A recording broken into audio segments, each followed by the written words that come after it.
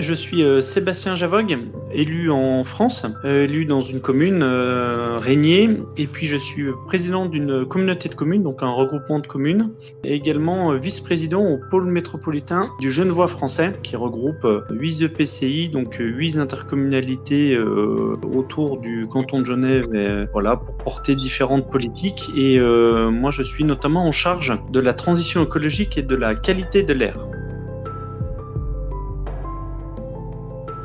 Le territoire du Grand Genève, donc avec tous les partenaires, que ce soit du canton de Genève, de Vaud, de Nyon, on a un souci sur la trame noire, ce qu'on appelle donc vraiment toute la partie gestion de la biodiversité nocturne. On a ce souci depuis quelques années, et puis avec d'autres acteurs privés notamment, on a cherché à créer un événement de sensibilisation auprès du citoyen. Donc c'est comme ça que la nuit est belle a été créée, et puis la première édition a eu lieu en 2019. Malheureusement, nous n'avons pas pu réitérer cet événement les années suivantes avec les conditions sanitaires qu'on subit tous.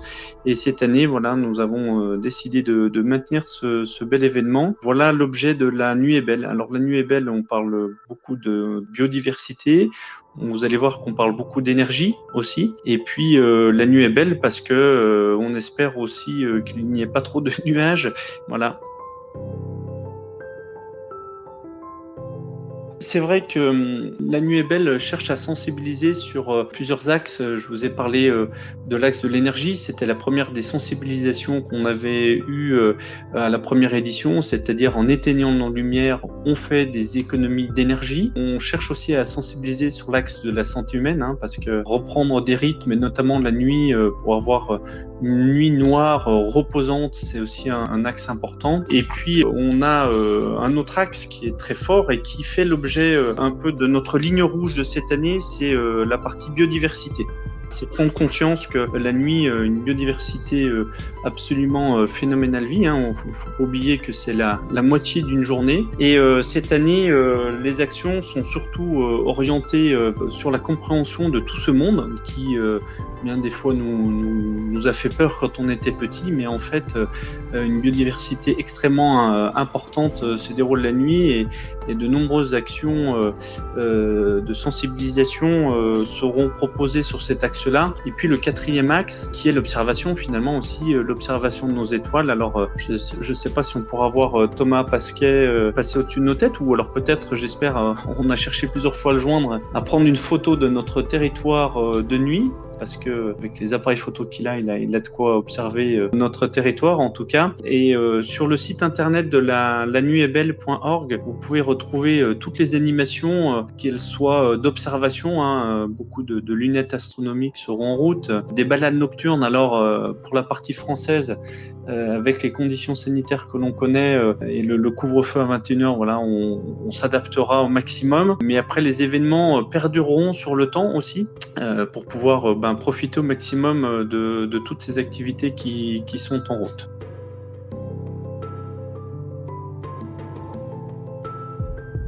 Entre deux pays, notamment la Suisse et la France, et puis plusieurs cantons, des territoires français regroupés au sein du pôle métropolitain du Genevois français, on a cette habitude du travail transfrontalier maintenant. Alors en fonction des thématiques, certains sujets sont plus faciles que d'autres à aborder, mais en tout cas là pour le coup, le sujet de la trame noire, qui est depuis quelques années un sujet qui a été un peu un parent pauvre. On s'est beaucoup occupé des trames bleues autour de nos corridors, autour de nos rivières, de corridors verts aussi, de toute la partie trame verte. Ce parent pauvre a quand même suscité beaucoup d'intérêt et beaucoup d'énergie à déployer, et on a pu fédérer un grand nombre de communes. Cette année, on a près de 180 communes du Grand Genève qui ont décidé de rejoindre cette dynamique. 180 communes sur près de 210. Vous voyez l'énorme élan que cela a suscité. Et puis, au vu du sujet d'importance, on a réussi même à fédéré d'autres collectivités. Je vais prendre comme exemple Grand Lyon qui, pour une partie de ses communes, a décidé de rejoindre la Nuit est belle. On a même jusqu'à des communes au Chili là qui rentrent dans cette dynamique. Donc vous voyez que notre capacité projet transfrontalier, nous avons pu la mobiliser sur cet événement. C'est vrai que au-delà de certaines questions techniques, parce que c'est pas qu'un simple interrupteur à appuyer, il y a aussi voilà des questions un peu plus fortes en termes de logistique et de sécurité qui sont venues, mais sur lesquelles on a pu apporter toutes les réponses nécessaires pour mobiliser tous ces acteurs.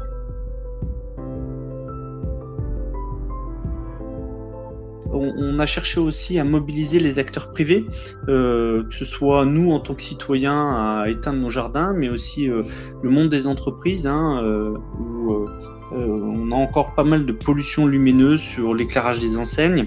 Et c'est vrai que cette massification de l'extinction est plus compliquée, c'est-à-dire qu'il faut quand même communiquer un peu plus. Là je remercie vraiment tout le relais dont vous faites partie, mais tous les relais qu'on a eu pour faire la promotion de cet événement, parce que ça peut être un des freins, c'est comprendre pourquoi on fait un événement de ce genre, quels sont les enjeux, rassurer sur certaines craintes, parce que c'est vrai qu'il y a aussi des craintes très sécuritaires, en se disant mais si on éteint tout, on va avoir plus de vols. Non, il n'y a pas plus de vols, il n'y a pas plus d'insécurité. On a eu peur aussi sur de l'insécurité routière, mais voilà, juste pour la petite anecdote quand même, il faut pas oublier que nos voitures ont toutes des phares et on sait très bien rouler la nuit aussi. Voilà, donc on a pu lever tous ces doutes-là. Alors un des vrais points techniques, par contre, c'est, comme je vous le disais, on n'a pas un interrupteur général. Ça, c'est une petite difficulté, notamment pour certaines communes. Vous avez plusieurs coffrets électriques, donc il faut correctement gérer son réseau électrique pour pouvoir voir les différents points de fermeture et d'ouverture. Et beaucoup de nos communes ont des horloges, parce que certaines communes n'attendent pas l'événement de la Nuit est belle pour éteindre l'éclairage. Beaucoup de communes maintenant éteignent régulièrement leur éclairage. Donc il y a des automatisations qui sont faites sur nos réseaux, notamment d'éclairage, pour pouvoir procéder de manière plus simplifiée à cette extinction lumineuse en tout cas. On l'espère, pour l'instant, sur nos communes du Grand Genève, il y a environ 100 communes, une centaine de communes qui éteignent de manière régulière. Vous voyez, on a encore sûrement près de la moitié d'autres communes à les toucher. C'est vrai qu'hormis de l'aspect très technique, comme je viens de vous le décrire, il y a la compréhension de cet enjeu. Il y a un vrai travail qui est fait actuellement pour bien comprendre cette problématique de la trame noire, que ce soit sur la biodiversité ou aussi sur la santé de nos citoyens. Donc voilà, ça c'est un axe, à mon avis, qui doit être pris en compte dans nos politiques territoriales. Voilà, cette sensibilisation, en tout cas, par ces événements, de plus en plus fort et compris par nos communes. Cette année, on a mis l'accent sur la biodiversité. Peut-être un exemple. Puis là, je vais les toucher un peu le cœur des enfants qu'on a tous été, et de nos enfants. On a tous apprécié de voir tourner des chauves-souris autour de lampadaires pour venir manger des insectes. Voilà. C'est un acte d'observation facile, pratique, mais en fait, on a une perte très forte de la biodiversité, notamment d'insectes, par cette pollution lumineuse, parce que ça ne leur convient pas, leur habitat est perturbé. On perd beaucoup notamment de papillons de nuit, par exemple.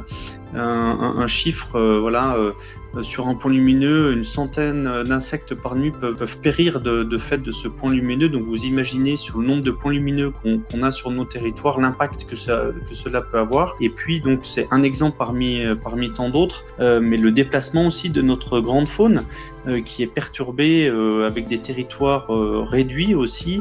Beaucoup de notre grande faune, la nuit souvent on dort, la grande faune se déplace, a besoin de se déplacer, de changer de territoire.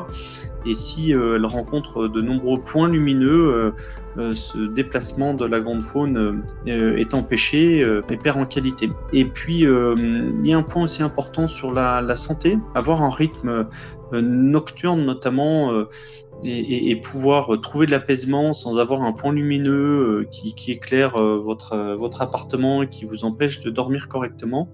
C'est aussi voilà, des exemples simples, mais sur lesquels un travail énorme est encore à faire pour faire comprendre les enjeux de la nuit. Et puis, j'espère que tout le monde pourra apprécier le repos et le calme qu'on a, apprécier des moments où on écoute les bruits de la nuit, où on retrouve un apaisement sans avoir une pollution nocturne forte, lumineuse.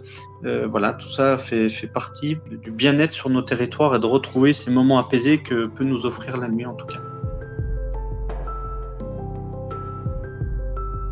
C'est sûr que de ce point de vue-là, on oublie la frontière, mais la frontière est régulièrement oubliée en fait. On parle beaucoup de trame verte et bleue, notre biodiversité qui vit la journée, qui se déplace la journée, ne connaît pas de frontières non plus.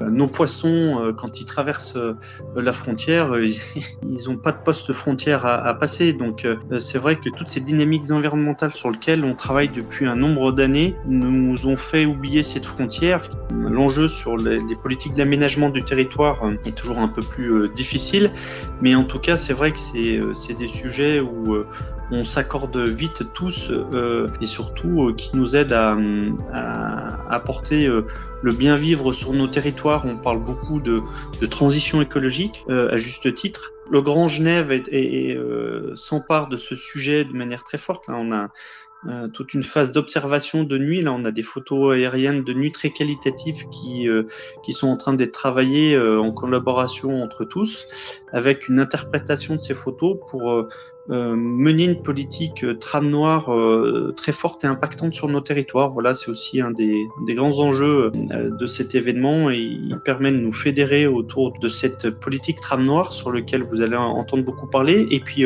au-delà du Grand Genève, notre démarche technique d'appropriation et d'interprétation de ces images a suscité l'intérêt de beaucoup de nos territoires voisins, au même titre que l'événement. Le travail que l'on fait sur la trame noire, le Pays d'Évian souhaite nous rejoindre dans l'acquisition de ces données ainsi que leur traitement.